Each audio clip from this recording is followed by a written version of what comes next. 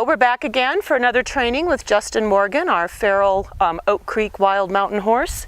We've had a couple months off. It's been winter, we've had rain, we've had a lot of snow for our area.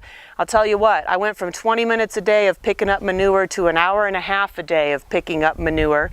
And so not a lot of playing with Justin. He got most of the winter off. So we're back to work now.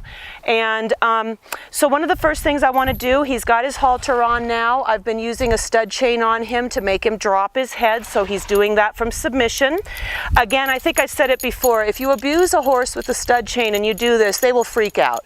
So if a horse has had a stud chain used properly, this is not an issue, even on a wild horse. So as you remember, I taught him to drop his head by poking his reflex right there, which I shocked him a little too much there. Sorry, bud. He's learned pretty well to come back to me. He's learned that running away is not good, coming back is good. I didn't give him enough warm-up for that, so we'll come back over here. Sorry, kid. I'm sorry, I should have touched him more. He's still pretty touchy to the skin. So what I've taught him is that if I touch him here in that reflex and give a little pressure on the stud chain, he's to drop his head. So there he went to resist me, and he's resisting me a little now, so I'm going to push a little more. I've been teaching him that means you better come back to me or it's going to start hurting, and that's working. Ho. So he got a little keyed up. That's actually the most resistance he's given me for doing this, and I think it's because I surprised him with that poke out of the blue. So I'm going to go a little slower and ask for yielding. What I want is that he submisses there. He submissed, so I submit. The pressure I'm putting on him is very slight. It's pulsating a little bit. Not a constant pull, because a constant pull is a tug of war. So there's a slight little pulsation. It's completely different when you switch sides. So doing something on the left side of a horse versus doing something on the right side of a horse is completely starting over. So I'm going to pet him a little bit, and then I'm going to gently ask him and not surprise him this time. This side he likes to hug me more, and that's his submission, is to hug onto my arm.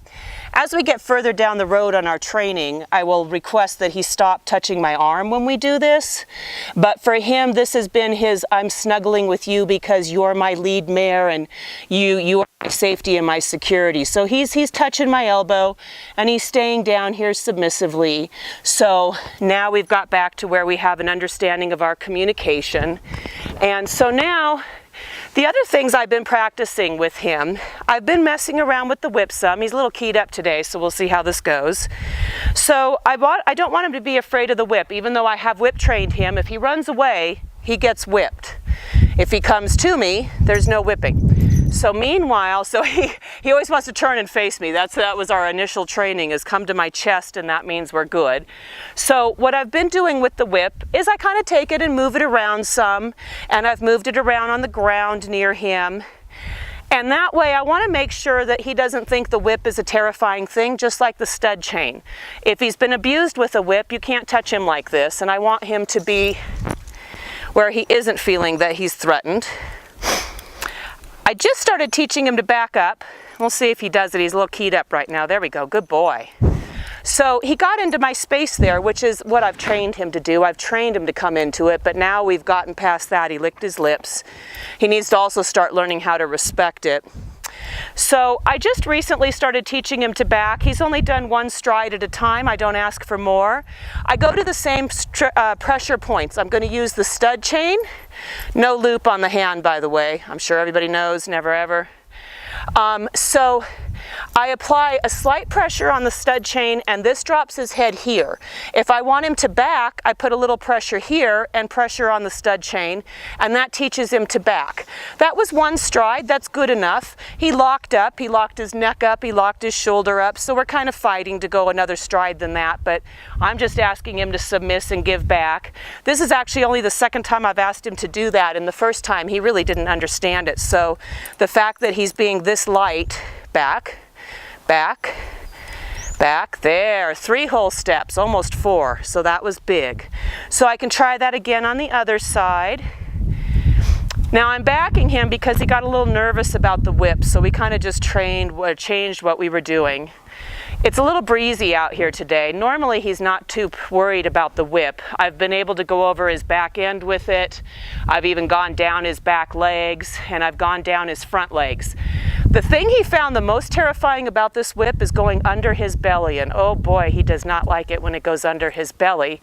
So what I've done is just kind of get him used to it coming up here.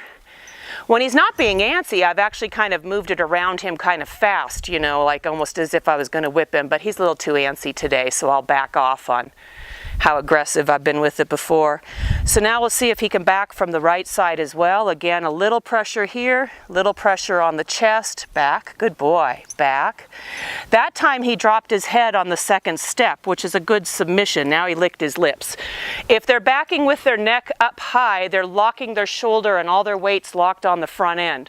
A proper back lifts the weight off the front end into almost like a sitting position with the back end, so that it's actually a forward motion maneuver going in reverse. Then you're balanced and they're not leaning on the front end. The other thing I've been working with him is getting ready to pick up his front hooves. Right now he's really leaning towards me. He's locked up in the shoulder and he's leaning towards me. But what I've been doing is I come over and act as if I'm going to lift his leg up, run my hand all the way down, and I do grab the fetlock hair and I'm leaning my shoulder against him, and if you can see, he's completely broken the weight off of it. I'm really happy with that because that used to scare him. So that's where I'm closer to picking the hoof up. Now it's more of my fear for strength in my hands. So I just want to make sure he's a good day and he's really calm. So I'm going to do the same here, and maybe you'll see him shift his weight off the knee. So I'm going to run down the back of it. I lean my shoulder. Right now he's leaning into me. So I'm going to lean into him. And ta-da, he bent the knee and he yielded and he leaned off of me. That's plenty success for a little wild guy.